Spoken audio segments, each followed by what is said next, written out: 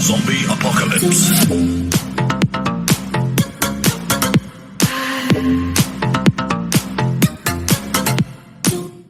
What is going on, you guys? Bastion YJ again, and I'm gonna be doing all of these pretty much in the same day. So if you see the same timestamp, whatever.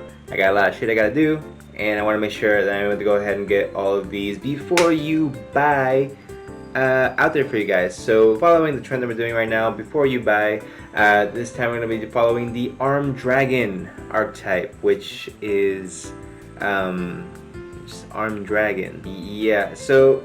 See, I don't understand this thing. It's like, alright, so Konami is gonna give us a lot of like legacy support as far as like, oh, you're gonna get more support for your harpies. Oh, that's awesome. You're gonna get photon support. That's actually really good.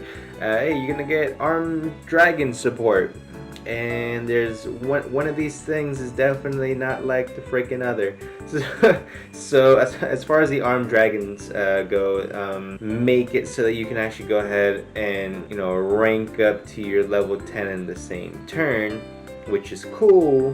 But however, it's still very underwhelming. I mean, this deck pretty much revolves itself around summoning Armed Dragon level 10, or level 10 white. Whatever, you gotta do it as quickly as possible. Try to OTK or just suppress your opponent as much as possible. But the thing is that this deck doesn't really do that.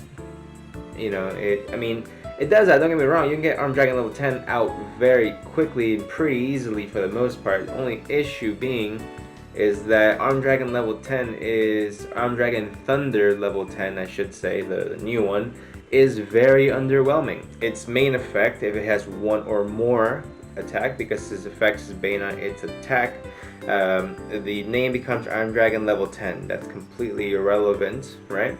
If it has 10 or more attack points, the possession of this card cannot switch, what?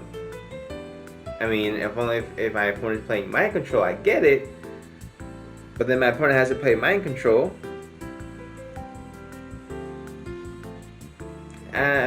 No, I don't like it. It can't be destroyed by battle. Awesome. A 3,000 attack monster can't be destroyed by battle. What I'm seeing with Armed Dragon level 10 is that it really does basically nothing. The only real effect that counts would be a once per turn quick effect. You can send one card from your hand to the graveyard and then target one other card in the field, destroy it, and this card gains 1,000 attack. Only issue with that is, of course it's cool. It only works during your opponent's turn, which kind of is like okay, so you can respond, but you can't proactively do this, so you pretty much have to spend 7 of your opponent's turns with this card on the field to activate its main effect when it has 10,000 or more attack points. Once per turn, you can destroy all cards on the field, which if you haven't won by that point where this guy has 10,000 attack points, then something is very wrong, or you play cards that go ahead and boost this card's attack points to 10,000, which again is not a feasible strategy. You can combine this deck with some pretty cool support, actually. Bombarding Catapult Turtle. I watched El Exordio Duelista. For those of you guys who follow his channel, a brilliant mind of that team over there. But basically, tribute one monster, special summon one Gaia the Fierce Knight, which we don't play in this deck, or one level 5 dragon monster from your hand or deck. You can only use this effect of Artillery Catapult Turtle once per turn. Absolutely fine. It's a level 4 monster, super easy to summon. It doesn't say tribute another monster, which is great. This is probably the best support card in the entire freaking deck, just because it tributes itself as cost, so it gets itself off the field really easily. It's not a quick effect, which is fine.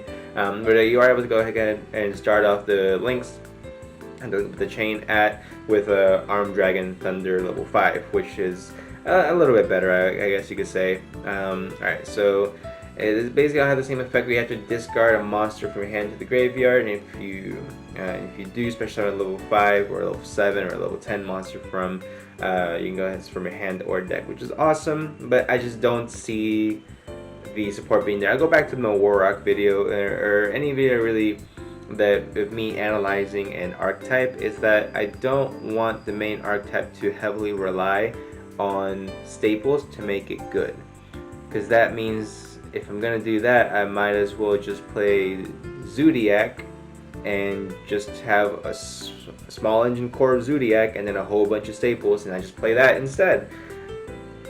You know, I'm just speaking from the truth here, and it's my truth. And honestly, you have to play the cards that are gonna help you win the game in the end. I get that, but when you're so heavily reliant on those cards, other cards that are not your core engine, to win the game for you, it makes me not have that much faith in this archetype at all. I'm actually pretty disappointed with the support, if I'm being honest with you guys. Let's see.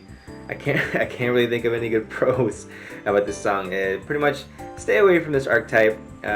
It's for anyone who is coming into the game for the first time, just like the Warrock. I would recommend picking this up because it's likely going to be very inexpensive to start off. If you're going to be starting off with this deck as your main deck, I would highly recommend take out the Lightning Storms and take out the the Pot of Extravagance. And play other alternatives. It's going to be a cool deck to pick up if you used to play back in the day. Your Armed Dragons was your stuff, and you love Armed Dragon. You've been playing Armed Dragon religiously for the past 10 some years. Then it might be really cool. Or if you've always just been a fan of the artwork, the way it works, then I suggest go for it. In the end, it makes you happy. But as a viable strategy, it's beneath Warrock. So that's pretty much it for the analysis, guys. I thought Warrock was going to be the shortest video, but this actually takes the cake. So cake. We're going to go ahead and end it right here, guys. You know what? This deck just needs to scratch all together. If we're going to go this hard for a boss monster, that boss monster better be like the bee's knees. It better be the bomb if it's going to be like that. So we need to get another Armed Dragon level 10 card. Armed Dragon Super Thunder level 10. It needs to say this card is untargetable, undestroyable, so you can only send it if anything. It has 5,000 attack, and it destroys, it banishes everything face down in the field every other phase. So standby phase, banish everything, battle phase, banish everything, end phase, banish everything. If it does that, that's amazing. Let's go for it. I'll play Armed Dragon level 10, 100%. But I just don't see it as a very feasible strategy, guys. But let me know what you guys think. Again, maybe I am wrong. I never claimed to be, the guru of Yu-Gi-Oh! By any means whatsoever. But if you guys do enjoy playing Armed Dragon level 10, go ahead and let me know what you use to go ahead and make this deck good. I've been trying. It's not clicking for me, but maybe it clicks for you. So comment down below, which is your favorite archetype coming out of Blazing Vortex? Is it going to be the S-Force? Is it going to be the Warrock? Is it going to be the Spriggans? Or is it going to be the Armed Dragon level 10 support? Personally, mine's going to be the Spriggans. Go ahead and leave that as it is right now. Go ahead and leave a like if you did enjoy, guys. Comment down below, and I will see you in the next one.